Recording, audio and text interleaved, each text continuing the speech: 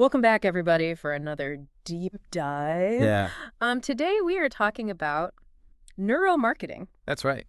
We've got a fascinating book to go over called Buyology by Martin Lindstrom, Okay, and we are using a YouTube video as our guide. great. So we're going to go through this book Right. and see what we can learn about Yeah. how companies are using Right. brain science to manipulate us Sounds good. into buying their products. Yeah, and I think what's interesting here is that a lot of our decisions, when it comes to buying things especially, aren't as rational as we like to think. Right?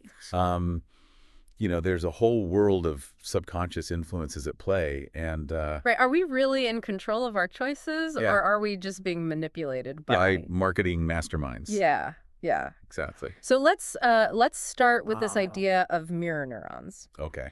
If you can imagine you're Steve Jobs back in early 2004 walking down the street in New York, Right. and you just start noticing everywhere. Yeah. Look, everybody has those white Apple earphones in. Oh, yeah. You know, I see them all the time. it's just like all of a sudden everybody has them. Yeah. Jobs saw this as like a sign of something Yeah. really powerful, and that's the mirror neuron. The influence of mirror neurons. Yeah. Yeah, you see, mirror neurons are these fascinating brain cells that fire not only when we do something, Oh, but also when we watch somebody else doing it. okay. So it's like, our brains are almost trying on that experience Right. just by observing it. Sort of like everybody sees those white earphones and they Yeah. think, oh, Uh-huh. I want to be cool like them. Exactly. And that's kind of where marketing comes in. Okay. It's not just about selling a product, it's about selling a feeling, Right. a sense of belonging, Right. a connection to something bigger. Okay. And our mirror neurons light up, Yeah. making us crave that experience. Okay, so Right. mirror neurons also. This is where it gets even more interesting. Yeah. Mirror neurons are also linked to dopamine, Oh, wow. which is the neurotransmitter that gives us that feel-good rush. dopamine. Dopamine. Yeah, That's like the... that's like your brain's reward system. Yeah. And it's not just about pleasure. It's about teaching our brains what actions are worth repeating. Right. So you get that anticipatory buzz when you're about to buy something new. You're yeah. craving that dopamine hit. Right. But that But here's the catch. feeling fades so quickly. The anticipation is often more powerful than the actual experience. Yeah. We buy, we get that brief rush, and then we're left wanting more. It's a Never-ending cycle. of wanting and buying, So this leads us to this other which leads us to fascinating and Yeah. controversial topic. yeah, Subliminal messaging. subliminal message. Do those hidden messages, Like flash so quickly that we barely register them. right? Do those actually work? Yeah. I mean, like that. Remember that infamous drink Coca-Cola experiment in movie theaters? Yes. The one from 1957 by James Vickery, Uh-huh. while he later admitted that was a hoax. Okay. The idea that we can be influenced by messages below our conscious awareness Right. is still a hot topic. So is it all just a myth? Not necessarily. Okay. While, those blatant flash messages might not be as effective, Uh-huh. there are more subtle forms of subliminal messaging Okay. all around us that influence our behavior every day. Like the music playing in the store? Or the smell of freshly baked bread Yeah. wafting from a bakery. Yeah. Or even the colors Yeah. used in packaging. Okay. Now, these are all subtle cues that can have a surprisingly powerful impact on our behavior. Wow. There's even research showing that when people were subliminally exposed to just smiling faces, they were more likely to buy more drinks and even pay higher prices. So that service with a smile thing Yeah. is more than just good customer service. It's a strategy. It's a tactic. Yeah. It's a business tactic. It certainly makes you think Right. that a welcoming smile Uh-huh. from a salesperson might not be as innocent as it seems. Wow. So how much of our It begs the question, how much? decision-making is truly conscious? Yeah. I mean, think about the last time you were at the grocery store Right? and you were looking at, Staring at a wall of peanut butter. yeah, all the peanut butter. Yeah. How long did it really take you to choose? You might think you're carefully weighing the options, Right. but your brain likely made that decision seconds ago. Oh, wow. Studies suggest that over 50% of our purchasing decisions happen unconsciously right there at the point of sale. So much for being a rational shopper. So much for being a rational shopper. But if we're not consciously thinking through these decisions, what is going on? Well, our brains are incredible at creating shortcuts. Oh, okay. And they form what we call somatic markers. Somatic markers. Somatic markers, yeah. Okay. And these are basically mental shortcuts Yeah. based on a lifetime of associations Okay. and experiences. Okay. And these markers, they trigger almost automatic emotional responses Interesting. that influence our choices, often without us even realizing it. So our brains are making decisions before we're even aware of them. In many cases, yes. Wow. These somatic markers, they're like hidden persuaders guiding us towards familiar brands and products. Take the example of Andrex toilet paper in the UK. Okay. They use adorable Labrador puppies in their ads. Right. Now, that seems like a really random choice. Yeah, but I bet you most people associate puppies with, But you probably associate puppies with comfort, comfort, softness. softness, family, and Yeah. all those warm, fuzzy feelings. Right. And Andrex is cleverly linking their product Right. to those positive emotions, creating a somatic marker that unconsciously influences consumers. Right. They're not just selling toilet paper. Right. They're selling an experience. It's amazing how our brains make these connections without us even realizing it. And it's not just about positive associations either. Oh. Somatic markers can also be triggered by fear, Okay. which is a very powerful motivator, as we'll see in a moment. All right. So next up, Mm-hmm. fear. Fear. Fear. Stay tuned. You know, when we think about fear, Okay. think about those ads for wrinkle creams that promise to like erase signs of aging, Mm. or those security software ads that warn about, Mm-hmm. cyber attacks. Yeah. They prey on our fears of looking old or being vulnerable or losing our data. It's like buy this product or else. Exactly. And these fear tactics work because they tap into a primal part of our brain, Right. the amygdala, which processes fear and triggers that Fight or flight. fight or flight response. Right. Right when we feel threatened, our brains want to take action. And that often means buying the product Right. that promises protection or a solution.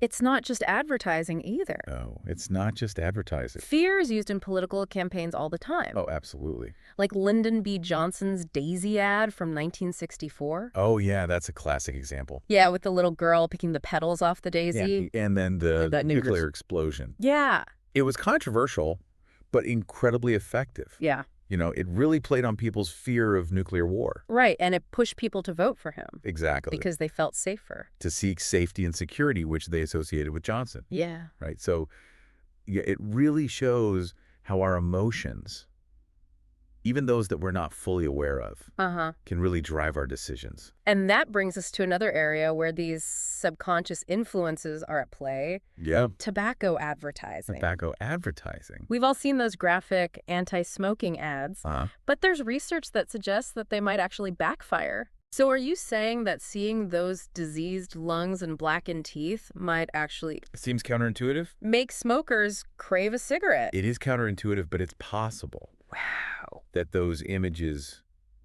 activate the reward centers in the brain, Interesting. reminding smokers of the pleasure they associate with smoking, even if it's on a subconscious level. Wow, that's wild. It is wild. So what about the more subtle cues in tobacco ads? Oh, yeah. The ones we might not even consciously notice. Research suggests that those can be even more potent. Okay. One study showed that images associated with cigarettes, Okay. things like cowboys, red Ferraris, sunsets, Really? actually triggered more cravings than actual cigarette packs. So it's not even the cigarette itself. No, it's not the cigarette itself. It's the lifestyle. It's the lifestyle, the emotions the imagery. that are being marketed. Yeah, that's so powerful. It is powerful. Our subconscious associations can be so strong. It's a reminder that marketing often targets our emotions. Yeah. Note our logic. Right. It taps into our desires, our anxieties, and even our fears Yeah. to sway our choices. This makes me think about brands that I'm loyal to. Okay. Like I always go back to the same brands, Uh-huh. even if there's cheaper alternatives. Right. Is there something deeper going on there? I think there's absolutely something deeper going on there. Okay. In a world that feels increasingly chaotic and unpredictable, Mm-hmm. we crave Stability. and routine, Right. and brands can provide that sense of comfort Okay. and predictability. So it's more than just liking the product. Yeah, it's more than just liking the product. It's those rituals. It's the rituals, the habits the habits that we that associate, we associate with certain brands. with those brands. Right, like that first cup of coffee Right. from your favorite coffee shop. Yeah. Or putting on your go-to sneakers for a run. Yeah. Those little rituals act like anchors in our day, Right. bringing a sense of normalcy and familiarity. Yeah, and marketers know this. And marketers are masters at tapping into that need. Like Oreos. The classic Oreo cookie campaign. Yeah. It's not just about the taste. Right. It's about the ritual of dunking the cookie in milk. Yeah. It evokes nostalgia Mm. and that comforting routine. It's brilliant. It's brilliant. They've created an experience, a feeling Right. that keeps people coming back. And some brands have even become like secular religions. Oh, wow. They have a mission, a sense of community, a set of values Right. that resonate with their customers. Like Apple. Think about Apple's. Think different. Or Yeah. Nike's Just Do It. Right. They're not just selling products. Right. They're selling a way of life, an identity. Yeah. And like religions, these brands often create a sense of us versus them, Right. which further strengthens brand loyalty. Like Coke versus Pepsi. Exactly, Yeah. like Coke versus Right. Pepsi. Or Apple versus Microsoft. right. We pick a side. We align ourselves with these brands. Yeah. And they become part of our social identity. So our purchasing decisions reflect who we are and They reflect who we are, who we aspire to be, and the tribe we want to belong to. wow. So let's talk about this age-old question. Yeah. Does sex really sell? Does sex really sell? I mean, we've all seen those. We've all seen those provocative ads Yeah. designed to grab our attention. Right. But do they actually work? Do they actually translate into sales? That's the question. Yeah. It might surprise you, Okay. but research suggests that sexually suggestive ads often don't lead to better brand recall. Really? Yeah, people might remember the image, Okay. but not necessarily the product or brand being advertised. So all that skin So all that skin is actually a distraction.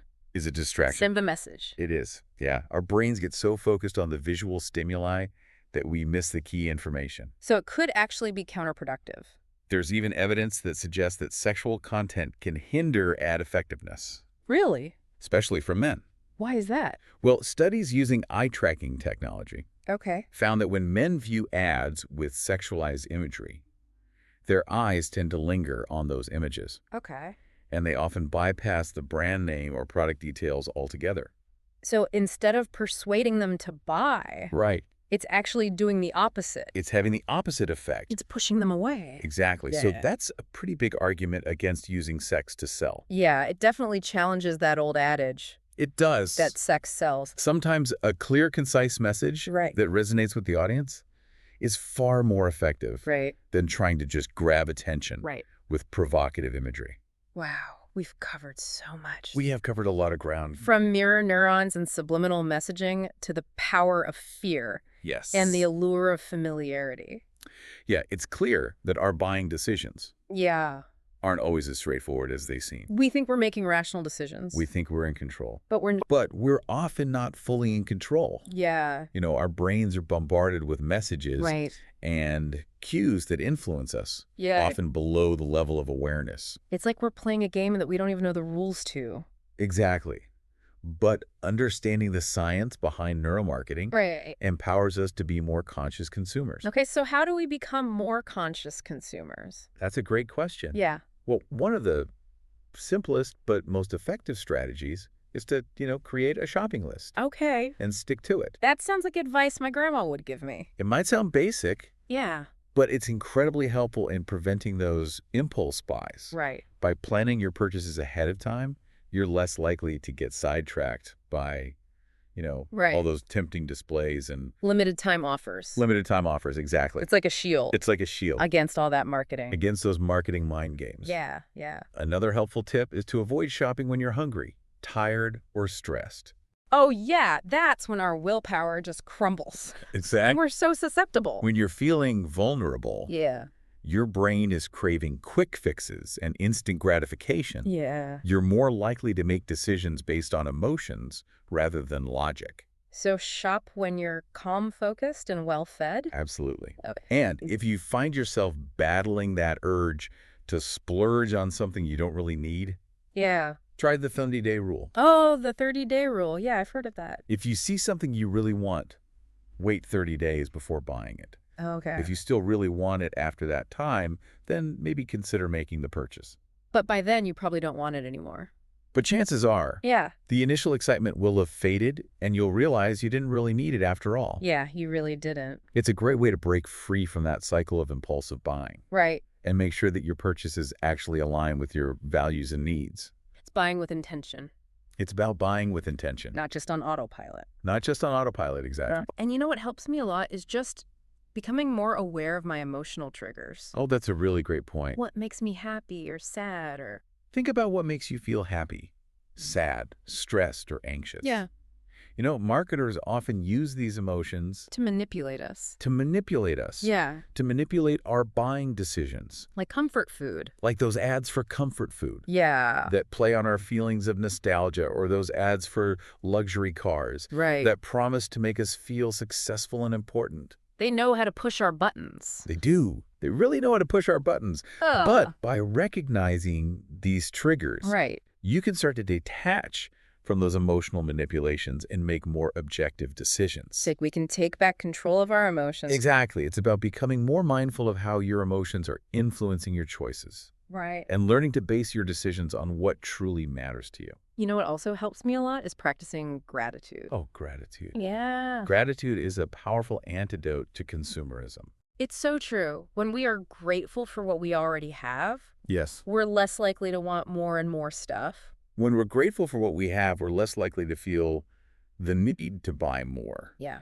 Gratitude shifts our focus from what we lack Right. to what we already possess. And it makes us happier. It leads to a sense of contentment that's much more valuable than any material possession. So we talked a lot about how companies use neuromarketing, We did. but is it ethical? That's a great question. There's a part of me that's a little uneasy about this whole thing. Yeah, it's a very complex issue. Yeah. And there's definitely a lot of debate surrounding the ethics of neuromarketing. Okay. On one hand, there's the concern that it could be used to manipulate people Right. into buying things that they don't really need or even want. It's like mind control. Yeah, that's the fear. Yeah. But it's not the whole story. Okay. You know, neuromarketing research has been used to develop more effective public service announcements, Oh. promoting things like healthy eating, exercise, and safe driving. So instead of just telling people what to do, Right. they're using brain science to create messages They're using brain science that actually resonate. to create messages that actually resonate and inspire positive change. That's cool. Yeah, and neuromarketing has also been used to improve product design. Oh, okay. You know, making products more user-friendly and enjoyable to use. So it's not all bad. It's not all bad. Right. It's about finding that balance Right. between profit and purpose. Right. And as this field continues to develop, Yeah. we need to have open and honest conversations about the ethical implications Uh-huh. and ensure that it's used responsibly. So what does the future hold for neuromarketing? Well, the field is constantly evolving. Okay. One area that's generating a lot of buzz right now is the use of artificial intelligence in neuromarketing. AI. Wow. Okay, now we're getting really futuristic. Now we're getting futurist. Imagine combining brain imaging data Right. with powerful AI algorithms. Ah. You know, companies could create incredibly personalized and targeted marketing campaigns. Like they know exactly what I want. It's like having a virtual mind reader crafting ads just for you. A little creepy, but fascinating. It is both. Yeah. And then there's the potential of virtual and augmented reality in neuromarketing. Oh, wow. Imagine stepping into a virtual store, trying on clothes test, driving a car, all from the comfort of your own home, Okay. while your brain activity is being monitored. It'd be like a personalized shopping wonderland. That's the idea. You know, immersive technology like that could revolutionize how we shop and consume. Yeah, but it does raise some ethical concerns. It does. You're absolutely right. What about data privacy The- and privacy, manipulation? manipulation, those are big concerns. Yeah. You know, as neuromarketing becomes more sophisticated Right. and integrated into our lives, Mm-hmm. we really need to have those conversations about the ethical implications Right. and ensure that these powerful tools are used responsibly. So it's really about creating a future where technology is enhancing our lives, Exactly. not exploiting us. It's about creating a future where technology serves humanity, not the other way around. Well, this has been a fascinating deep dive It has been. into the world of neuromarketing. I'm glad you found it valuable. I feel like I have a whole new understanding of how my brain works That's great. and how marketers are trying to influence it. Remember, you're not powerless, you know? Right. By understanding the science behind neuromarketing Yes. You can become a more aware and empowered consumer. We can make choices that are good for us. You can make choices that align with your values and your goals, Right. not just your impulses. That's a great note to end on. It is a great note. Thanks for joining us today. It was a pleasure. And until next time, happy consuming, but do it consciously.